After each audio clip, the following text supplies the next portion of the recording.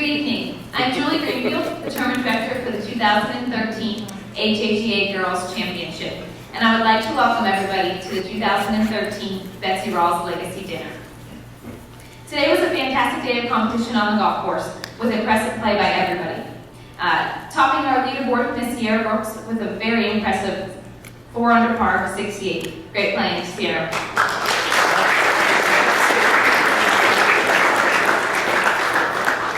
This evening we're gathered to celebrate women's golf and one particular gentleman who had quite an impact on the sport that we all love. But before we get too far into that, I would like to introduce a few of our special guests. First off, the woman behind the vision of this event and this evening, our tournament chairman, Ms. Scott Hipp, and her daughter, Corey. Scott, thank you for all the support.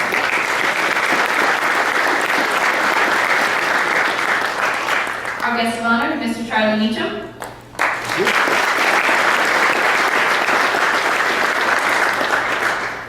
Our Furman women's head coach, Ms. Kelly Hester, and her assistant, Mr. Jeff Hall.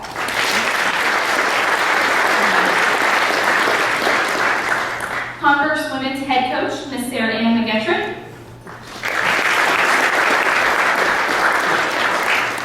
And the HHEA's Director of Special Projects, Miss Beth Doctor.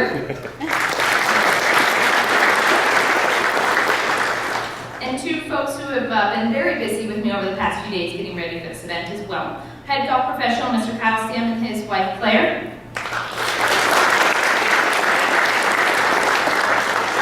And Furman's golf pro, Mr. Chuck Lackey as well.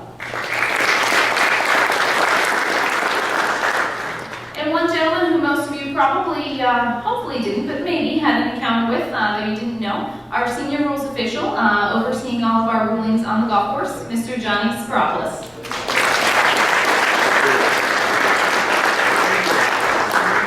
I think you would all agree we're very fortunate to have such an impressive list of guests that are able to join us for this special evening. Next, I would like to bring up Miss Allison Greer, a 2017 graduate from Brighton, Michigan, to give the invocation.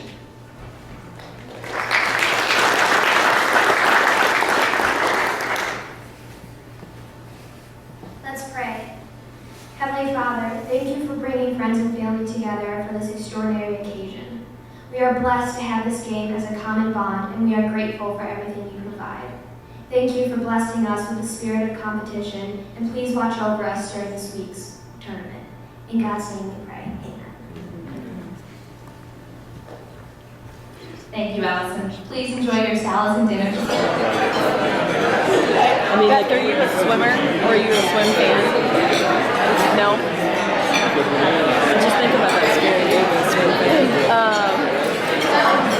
One of our former presidents from the organization I used to work for is on her 4th attempt to swim from Cuba to the Florida Keys. If I can have your attention, please, we'll go ahead and continue on with She's getting our in the water program. today. I hope everyone's enjoying the dinner, and then to get everyone home and back to bed as quickly as possible for tomorrow's early tea time. We're going to go ahead and continue with our program as everyone continues with their dinner and dessert. The Betsy Rawls Legacy Award was started 4 years ago with Scott Hipp's vision to honor those that have given back to women's golf and continue to inspire others to support women's golf and to continue the sport. Our first honorees of this award were Betsy Rawls, Betsy King, Cindy Davis, and Nancy Lopez, very qualified recipients. All of these ladies exemplified tremendous support for the game through various avenues. At this time, I would like to bring up a player, Miss Rachel Dye, 2015 graduate from Milton, Georgia, to introduce our guest of honor.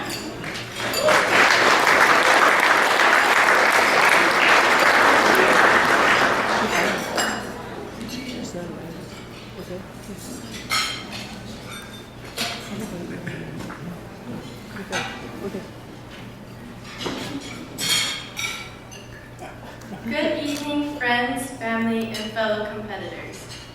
Our distinguished guest for the night is Mr. Charlie Mechem. Most of us have probably never heard of Mr. Mechem or of the many things he has accomplished.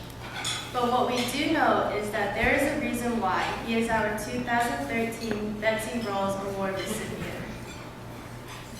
In the past, we have had several amazing people come to this event to accept this award because of their great contributions to women's golf. So what exactly has Mr. Mechem done for us? Many years ago, there was a time when the LPGA was in a desperate need of assistance. During that time, sponsors were pulling out from left and right, and spreading women's golf was extremely difficult. The survival of the LPGA was in question. Mr. Mechem was then offered the heavy job of commissioner, and with his business prowess, amicable personality, and love for the game of golf, Mr. Mechem was able to keep the tour running. For years, he worked tirelessly to regain sponsor support and strove to recognize the many talents of the LPGA. The tour continues to exist today because of his outstanding year-long efforts. For many of us girl junior golfers, our dream is to play on the LPGA Tour. Without Mr. Mechem, such a dream would not even be possible.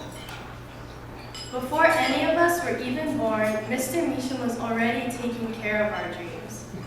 And he still is today as a board member of the Annika Foundation, which hosts the Annika Invitational, which some of us have had the great honor to play in.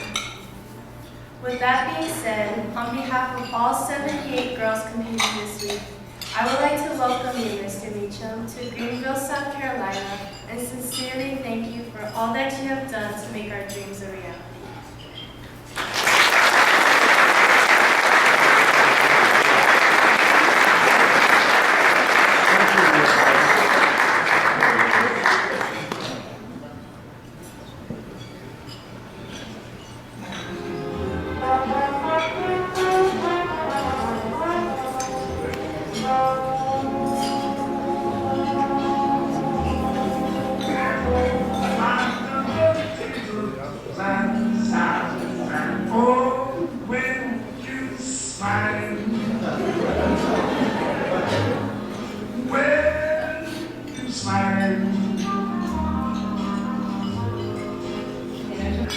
He was just so charming. He's a gentleman. He's a great speaker. Girls, you'll enjoy listening to him speak. And he really knows golf. He's been great for the game of golf. And as you may know, he's also an author. He has a new book out about his life in golf. So girls, enjoy the speaking of Charlie Mechem tonight. Congratulations, Charlie. I'm here at the 2013 U.S. Women's Open. And girls, I know you want to be here someday, so practice hard. Listen to what Charlie tells you. He knows a lot about golf and life. And have a great time on the golf course this week.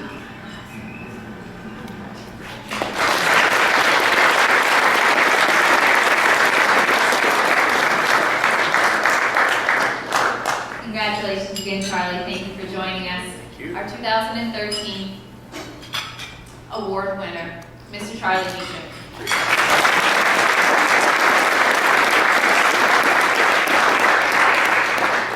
Well, thank you very much. I really am honored. First of all, I've been introduced a lot of times over the years, but I don't think I've ever been more charmed by an introduction than I was tonight. Thank you so much, young lady. It was very nice. I'm also amused when I see myself pictured with all these golfers of renown. I once said that I'm probably of all the living humans, I've probably spent more time around great golfers with less visible results than anybody. But I did watch and try to learn. That was a lovely video and a lovely introduction. It's the kind that I heard someone one time say, that's the kind of introduction that my father would have enjoyed and my mother would have believed. And there's a lot to that. I want to thank the AJGA, Scott, all the folks that I've had the opportunity to meet this evening. I can't think of any honor that would mean any more to me than one that bears the name of Betsy Rawls. When I became commissioner, Betsy was the president of the Tournament Sponsors Association. And many of you perhaps know that the relationship between sponsors and the tour is not always an easy one. But Betsy and I decided we'd make it work, and we did. And I gained enormous respect for her, and it's just a special honor to receive an award with her name on it. I suspect that all of you young girls are out there saying, why should I listen to this old guy? Well, I'll give you a couple of reasons. One, it's the polite thing to do. Secondly, it's, I think, the right thing to do because you just might learn something. You never know. And third, I flew all the way from San Francisco, got up at 3 o'clock in the morning to be here, and I'm going to be really bummed out if you don't listen to me. Let me just say a couple of words about me, much of which you saw in the video. But I was trained as a lawyer, had the opportunity then to go into the business world, probably with the most fun company that I could have ever chosen in my life. Because in addition to radio and TV, we owned the Hanna-Barbera company with Scooby-Doo and Fred Flintstone and Yogi Bear and Huckleberry Hound and that whole crowd.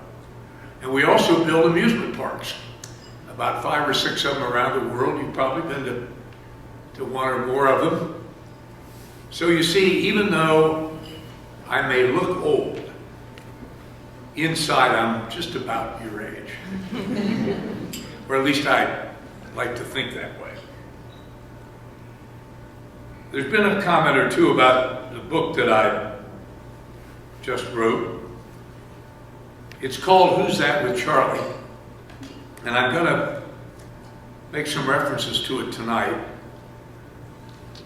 The reason for the title comes from an old joke about the guy who goes to Rome and purely by happenstance meets the Pope.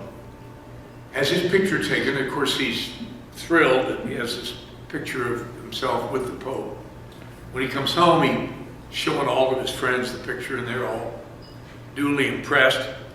Except one guy looks at it and he says, gee, Joe, that's great, but who's that guy with you? Well, when I thought about the various people that you've seen in the video, I thought the only way to put it in perspective is to say, who's that with Charlie? I have been blessed over the years to have had the opportunity to spend time and have fun with a lot of terrific people. And the book details a lot of stories about my associations with those people. But the last part of the book is called Lessons Learned. And what I've tried to do in the last part of the book is to set out 20 plus lessons that I've learned over the years from the kind of people that I had the opportunity to spend time with. And I want to just touch on a few of those lessons learned tonight because they're things that I think and I hope will be of some value to you as you grow older, as you live your life, as you improve and grow in the game of golf.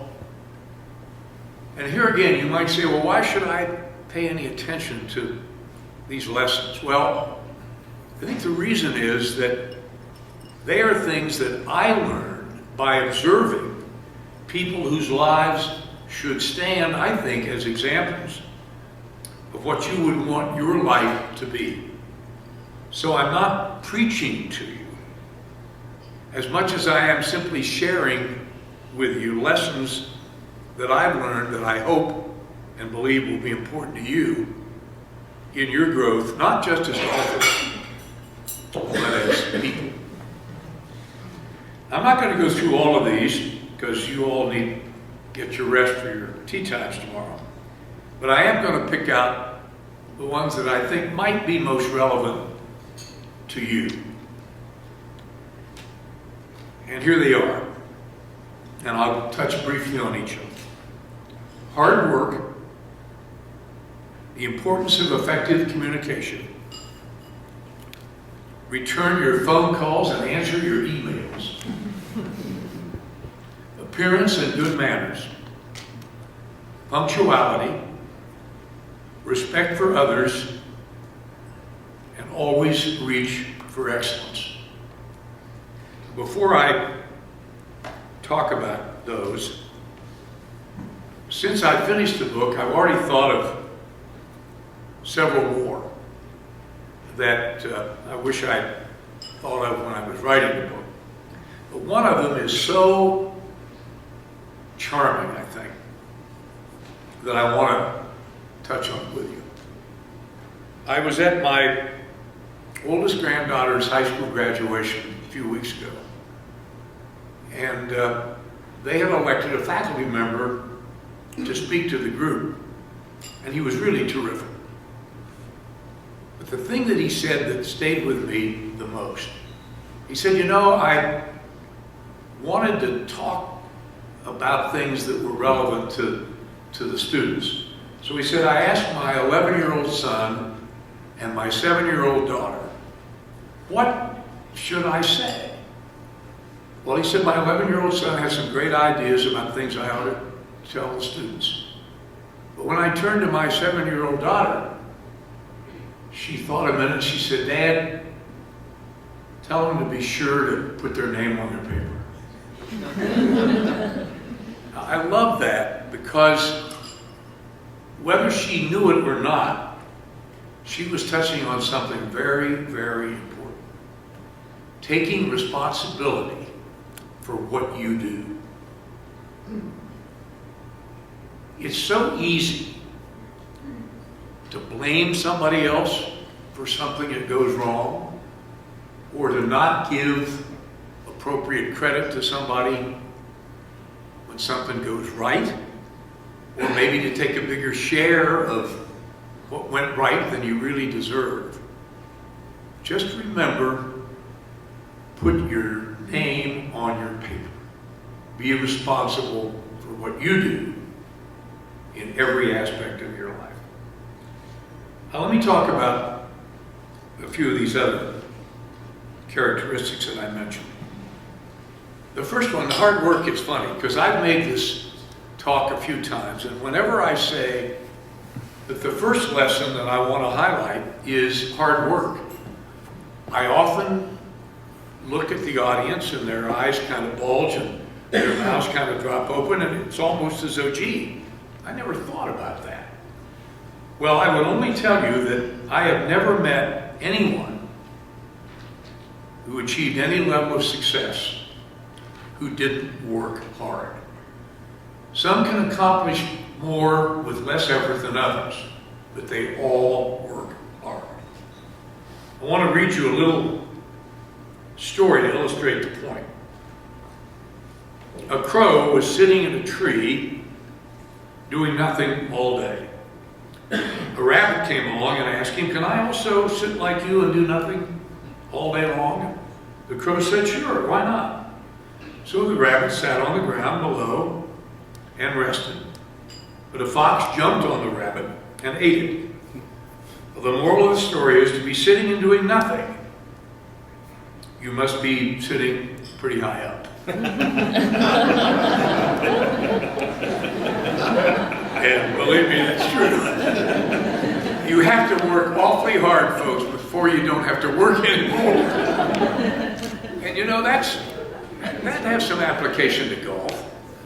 You're all going to just break your fannies to get to the point where it isn't as hard. It's every bit as challenging. It's every bit as competitive, but it's not as hard. But you only get there by working hard. The second point is the importance of effective communication. Now this This is a whole speech in itself. And it worries me, frankly, a little bit. I don't want to be one of these, old guys who say the world's going to hell, because it's not. Although there are days when one might wonder. But I do worry about how much easier it is in today's world to not communicate effectively. And that's because texting and emailing and all of the other mechanisms that you're all far more familiar with than I make it easy to not communicate fully, completely, and effectively. In addition to that, something that I don't want you to ever forget, words are fragile. A word or a sentence that may say something to you may say something quite different to somebody else. And here again, this is very important in today's world, where rather than have face-to-face meetings or even telephone meetings, so much is done by email. Once you punch send, it's gone. There's no coming back. There's no body language. You miss a lot. So the point is, you need to be even more careful with what I call the fragility of words. I came across the greatest example of this. My brother was a minister, and he sent me years ago some excerpts from a church bulletin that he had come across. Several bulletins, not in his church, and maybe these aren't even true, but they're so funny that who cares? And here are just 4 of them I think you might enjoy.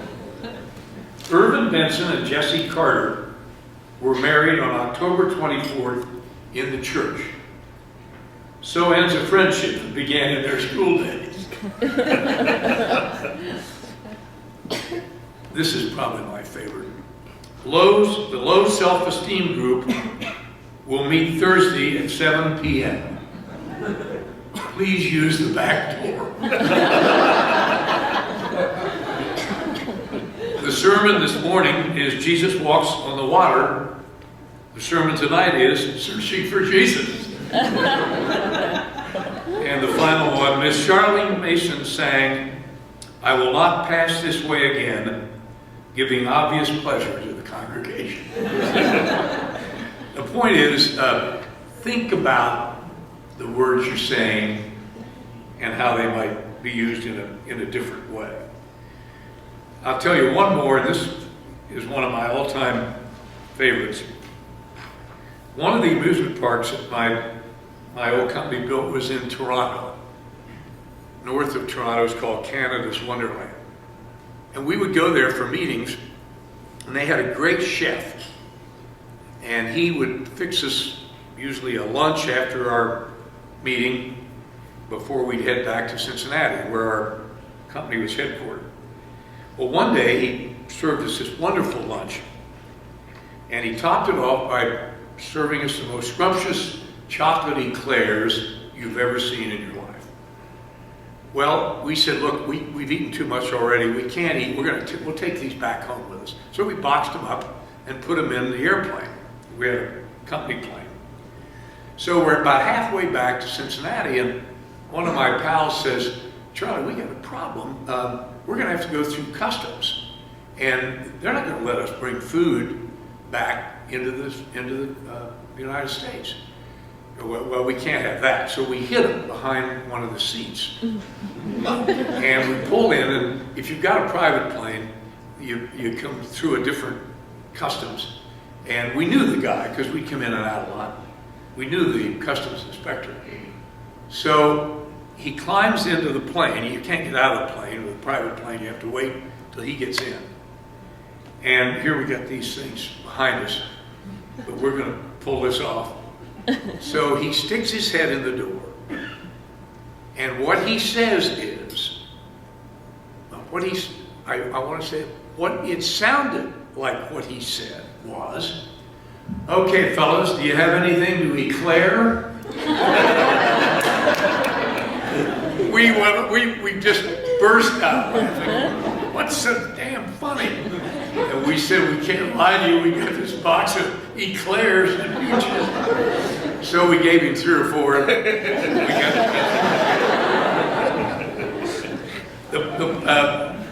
I'm making fun of this, but language is very fragile. And it's so important. I don't care whether golf is where you ultimately end up in your life or whatever it may be. You need to be able to communicate, and you need to do it in a way that people understand and appreciate. Next point is really critical. Appearance and good manners.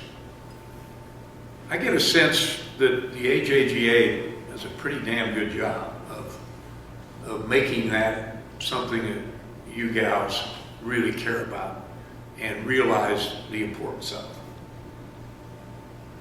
I used to say to my friends at the LPGA, there's no excuse for you to not be attractive. Not everybody can be beautiful, not everybody can be handsome, but everybody can be attractive. If you think and care about how you look, your hair, your dress, your makeup, whatever it may be, that says something about you to the rest of the world. Maybe a lot more than you realize. And of course the companion to that is just plain old-fashioned good manners. And here I probably do sound a little like the old guy that says the world's going to hell.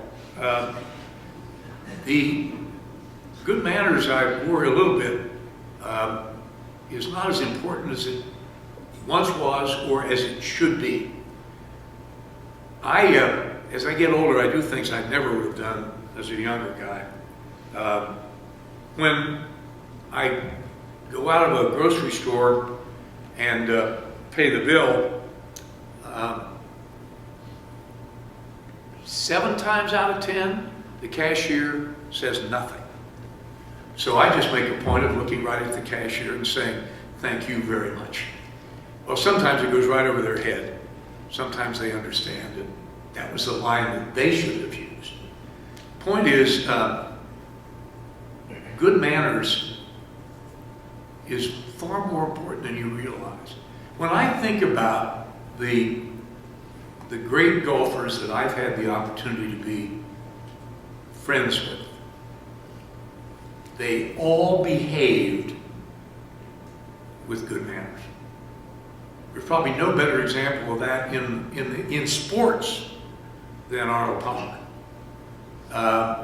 To this day, if he goes out to an event, he'll sign every autograph, he'll visit with the people there, he treats them in a way that they would want to be treated. Appearance and good manners.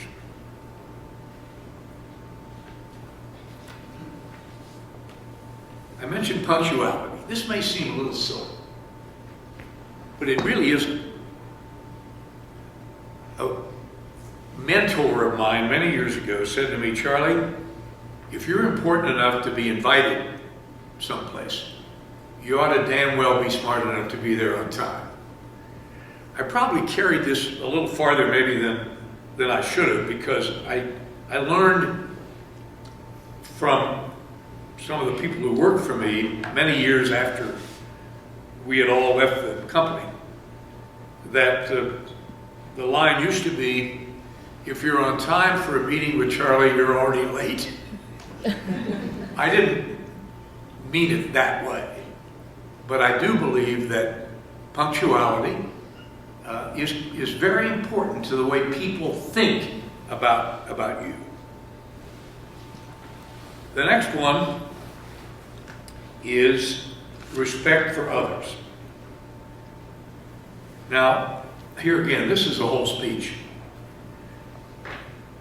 but it's never been more important, I think, than it is now. The people that I most respect and admire all have respect for others. Not just respect for the other person's status in life, whatever it may be, but respect for their point of view, respect for what they believe is the right thing to do. And here again, this all begins to sort of mesh. Good manners and respect for others sort of go together, because that's part of good manners. I have to be really frank with you. I was disappointed at the attitude or behavior of some of the players on the U.S. Solheim Cup team, because I think they were not thinking about the point I just tried to make. The thing that makes golf different from any other sport is the respect you have for your fellow players and your competitors, the respect you have for the rules, the respect you have for those who make the rules and enforce them, even though they do it very badly sometimes. And this is really important. Respect for those who made the game that you can enjoy today. Now, I'll tell you a story that is in my book. The great LPGA Hall of Famer Louise Suggs and I became very dear friends. And I met Louise at a tournament one year and was taking her around and introducing her to some of the younger players. Well, we went on the putting green and met a young player, a rookie, and I introduced her to Louise, and it was perfectly obvious that she didn't really have any idea who Louise Suggs was. She was perfectly friendly, but I didn't think she was as deferential as she should be. So we parted, and Louise went about her business, and I went back to this young lady, and I said, well, tell me, how you doing? Well, she said, I'm working hard, Mr. Mechem, I'm trying hard. I really want to make it. And I said, gee, I bet you'd love to win a tournament, wouldn't you? Oh, I can't imagine anything better than winning a tournament. I said, how'd you like to win 57 of them? And she sort of stepped back and she said, I don't understand. I said, the lady that I just introduced you to won 57 LPGA events. Well, she literally raced off the putting green, caught up with Louise, and apologized. Now, the point is, that particular happening probably happens every day in one way or the other.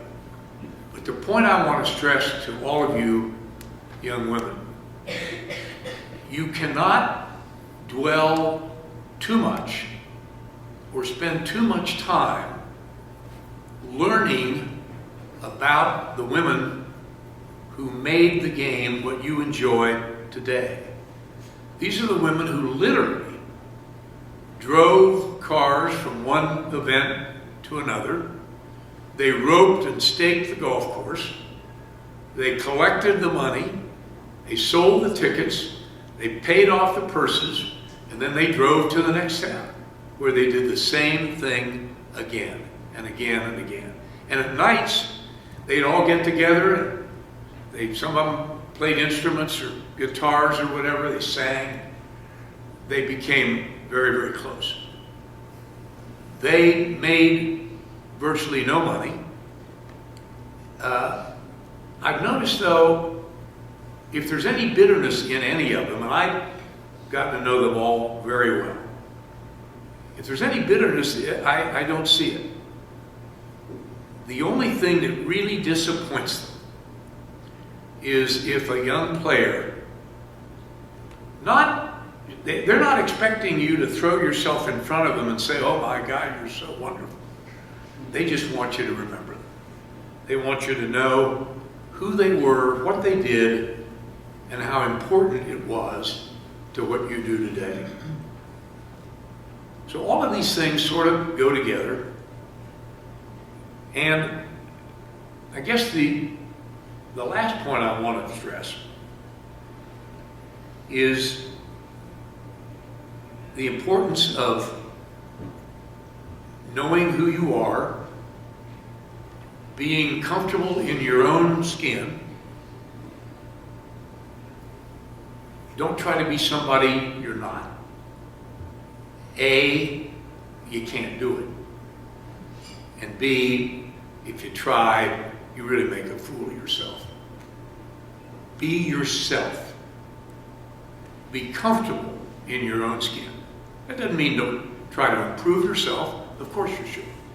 But you're not going to ever improve your core self. Just know who you are. Be proud of it. Never forget where you came from. That's another thing I always say about Arnie is he goes home in the summer. He's there right now in Latrobe, Pennsylvania, where he grew up and learned to play golf. You might enjoy this story. You might have heard it. But not surprisingly, Arnie became pretty good at an early age. And there was one hole on the golf course at Latrobe, still there, where the ladies, the members, had trouble getting over the creek on their second shot. So they would pay Arnie a nickel to hit their ball over the creek to get to the green. But he had never forgotten where he came from. And I want to tell you one story that I think you might enjoy, because it involves Arnie and Annika Sorensen. When Annika decided to play in the men's event at Colonial a few years back, Arnie was mystified. He couldn't quite understand why she wanted to do that. And I tried very hard to explain to him what I thought was her reasons. But we were all three together at a golf course out west one day. They were doing a commercial for Callaway. And when they met, Arnold walked right up to Annika and just said, "Why?" So he said, "Why?" Well, she naturally was puzzled, and she didn't say anything. And so once he said, "Why?" And I said, "Annika, he's asking you, why are you playing Colonial?" Well, she tried to explain, but not sure that it really got through to him. But a couple of days later, I had a brainstorm. And I said, "Arnie, let me try to explain Annika's thinking." I said, "Suppose when you were playing on the PGA Tour, there had been another tour above the PGA Tour. Wouldn't you have busted your rear end to want to play on that tour?" "Well, of course." And I said, "Well, why?" "Well, I wanted to see how good I was." I rest my case. That's all Annika wanted to do. She had no thought, illusions, dream even, of playing on the men's tour. She simply wanted to test her skills against the best men players. And as you know, she did brilliantly. In fact, if she had putted half as well on the 2 days she played as she normally did, she'd have made the cut with ease. She had a dream. It was a legitimate dream. It was one she fulfilled. And interestingly enough, before she went to play, he wrote her a wonderful letter in which he told her that he understood and just go out, go get him. I guess the last point I want to make is the importance of of respecting those that have gone before, as I said, but also not being carried away by your own ego. And here's a wonderful story that I like to quote in discussing this whole point. It's the story of a ship's captain. One night at sea, he saw what looked like the light of another ship heading toward him. Well, he had his signalman blink to the other ship and said, "Change your course 10 degrees south." The reply came back, "Change your course 10 degrees north." Well, the captain answered, "I'm a captain. Change your course south." To which the reply was, "Well, I'm a seaman. Change your course south." Change your course north. This, of course, infuriated the captain, so he signaled back, "Damn it, I say change your course south. I'm on a battleship." To which the reply came back, "I say change your course. I'm in a lighthouse." There are certain fundamental values. They are critical to life. They're also critical to golf. And as I said before, I think there are these kinds of values that differentiate golf from virtually every other sport. Things like courage, kindness, honesty, integrity, respect for one's fellow man, loyalty, and humility. Someone has called these the eternal verities because they are eternally true. So, I hope that some of the thoughts that I've tried to share with you and that are in the book are things that you will remember. I don't know how much I could expect any of you to remember anything that an old geezer gets up and says on the eve of you're wanting to play golf.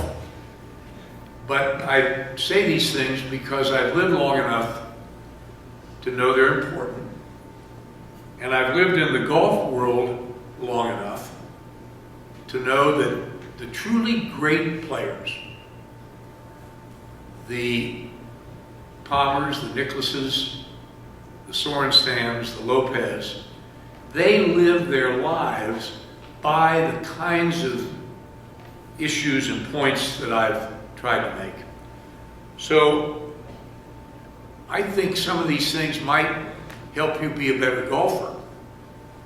But whether they do or not, I know they'll help you be a better person. So thanks for listening to me. Thanks again for the honor. I wish you all 8 or 9 under par tomorrow, 5 or 6, whatever. But all the best of luck, and again, it's a real pleasure for me to be with you.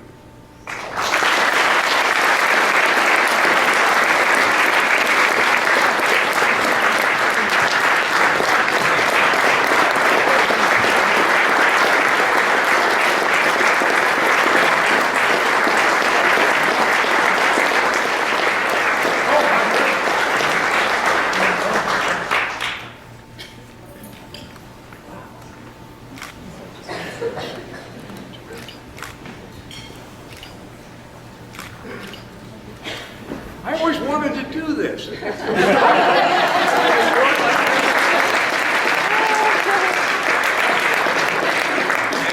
Oh my goodness, it's beautiful. Oh boy. Very distinguished company, I must say. Oh, I got to tell you all a Lopez story. just real quick. This is in the book. But one year at the LPGA Championship, Nancy, who was not the fastest player that ever lived, shot a 62 on a par 72 course, but got a 2-stroke slow play penalty. She was not happy about this, even though the 64 that was on the card was still leading the tournament. So I went into the press room because I knew Nancy pretty well, and she was really hot, and the tears were flowing. Any of you who know Nancy, I always said to her, if crying was an Olympic sport, you'd have more gold medals than anybody in history. She was really mad. So she comes out of the press room, and I put my arm around her and said, Nancy, come on. You know, you're leading the tournament, for crying out loud. Charlie, that's not what's making me mad. I said, well, what are you mad about? Well, it's just not right. I said, well, what do you mean? And she said, look, how could I have been playing slowly? I only swung 62 times. Hard to beat.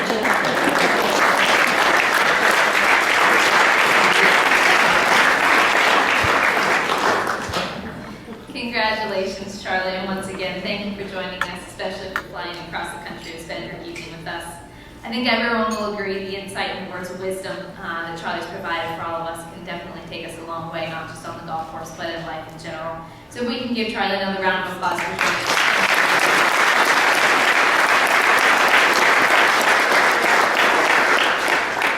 And if we can give one round of applause for our wonderful video produced and created by Mrs. Corey.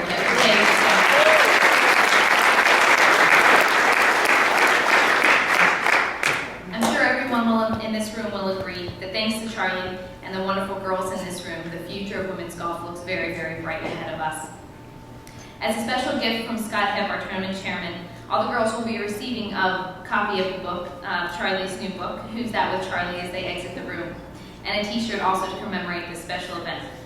Lastly, to photograph and take memories along with us down the road, we would like all the girls to join us up front for a group photo with Charlie. Following this photo, Charlie will be available for some individual pictures, and once that is all through, on your way out, please make sure you pick up a copy of the book as well as your t-shirt. Have a wonderful evening, and thank you for joining us for the 2013 Betsy Rawls Legacy Day.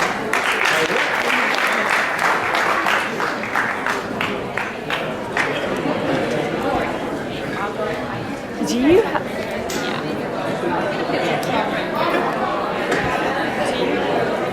Let's do photo. Chair.